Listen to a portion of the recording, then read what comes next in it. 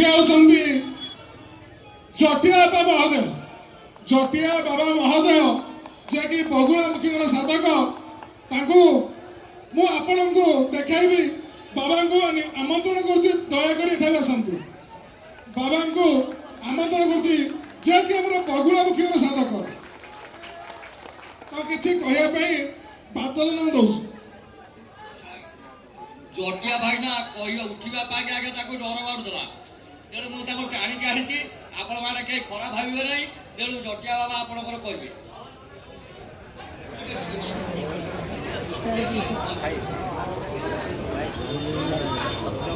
आम बारे एमती एमती व्यक्ति अच्छा जे मालिकार मालिका को पुंखानुपुंख भाव में मार्जित परिभाषित करी आपण मान उपकार पर लगाई से किसी कहबे ना कि न कले परिपृष्ठित भाषा आपण हृदय को छुईब एवं आज मुझे जड़े महोदय को आमंत्रित करी स्टेज को बयस बहुत होते मनर बयस बहुत कम एत दिन अक्लांत परिश्रम एत दिन झाड़ बुआ परिश्रम करी आज से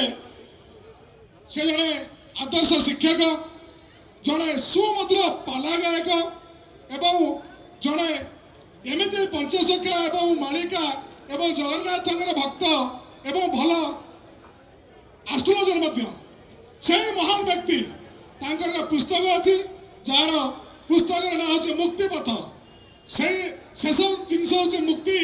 भगवान पाखे रहा से महान व्यक्ति को मो महोदय को आमंत्रित करी किसी मुहर निश्चित बाणी शुणापी सी आउ कहीं नुहति आपणकर अति प्रिय सबुदिने से सत्यबोध चैनल देखुवा पूरा स्पष्टवादी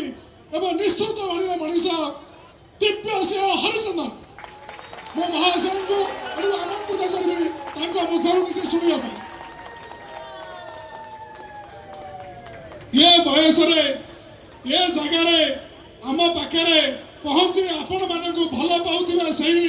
हृदय स्पर्शी मनीषटी जे कि दिव्य हरिचंद्र महोदय चली पार किंतु मनर बल एत टाण अच्छी से केते दूर आसी आपण मान से निश्चित बाणी शुणाइबे बहुत बहुत धन्यवाद।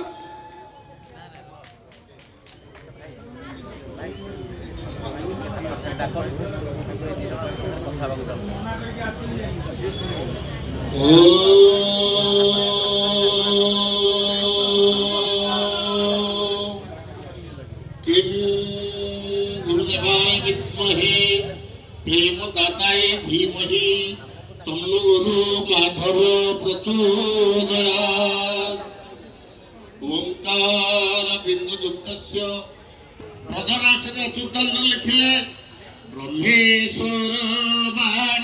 लिंग रे दही बाणपुर घंट शिला तू काही। आपण मन जानती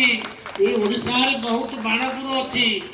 आपणकर जेमती खोर्धा जिल्ला रे ये बड़ बाणपुर पुरी सेमती अछि कुंडिया बाणपुर सालेपुर रे बछि बाणपुर सबआडे बाणपुर अछि। अरे ये को बाणपुर भगवती कथा कह जाउछि ना ब्रह्मेश्वर बाणलिंग रे दही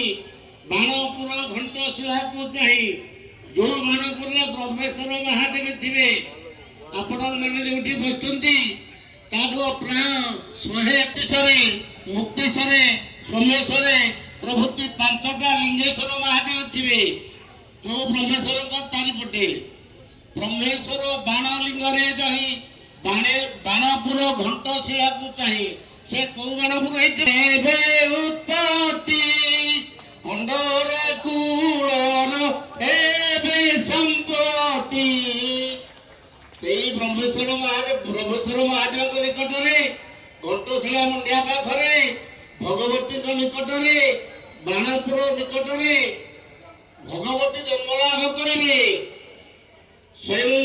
निज शरीर धारण करी क्षमा मानवी रूप से जन्म धारण करेंगे टे क्षमा मागुची आमर गोटे महान व्यक्ति महाशय एटू समय बाहर विदाय नेबे ମୁଁ ମହୋଦୟଙ୍କୁ ଗୋଟେ ମିନିଟ୍ ପାଇଁ କ୍ଷମା ମାଗୁଛି ଅପେକ୍ଷା କରିବା ପାଇଁ। ଆମେ ତାଙ୍କୁ ସମ୍ବର୍ଦ୍ଧନା ଦେବୁ। ସମ୍ବର୍ଦ୍ଧନା ଦେଲା ପରେ ପୁଣି ଦିବେଶ ମହାଦେବଙ୍କୁ କହିବି ପୁଣି ତାଙ୍କର ବକ୍ତବ୍ୟ ରଖିବେ।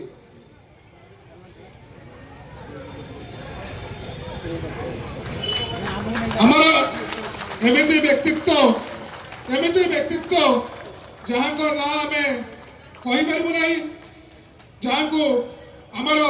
ସତ୍ୟଭଞ୍ଜ ପରିବାରର ମୁଖ୍ୟ ସତ୍ୟଭଞ୍ଜ ତାଙ୍କୁ ସମ୍ମାନିତ କଲେ। ତାଙ୍କର ପାଦ ଏଠି ପଡ଼ିଥିବାରୁ ଆମେ କୃତକୃତ୍ୟ ଧନ୍ୟ ମନେ କଲୁ ଏବଂ ତାଙ୍କର ଆଶୀର୍ବାଦ ଭିକ୍ଷା ମାଗି ତାଙ୍କୁ ଆଜି ପାଇଁ ବିଦାୟ ଦେଉଛୁ। ପୁଣି କେବେ କେଉଁଦିନ ଆମ ଉପରେ ଆଶୀର୍ବାଦ ପଡ଼ିବ ସେ ଅପେକ୍ଷାରେ ଆମେ ଅଛୁ। ତେଣୁ ସେ ଆଶୀର୍ବାଦ ଆମ ଉପରେ ଥାଉ। ଏ ସତ୍ୟଭଞ୍ଜ ପରିବାର ଆଗକୁ ବଢ଼ି ଚାଲୁ ଏବଂ ସତ୍ୟଭଞ୍ଜ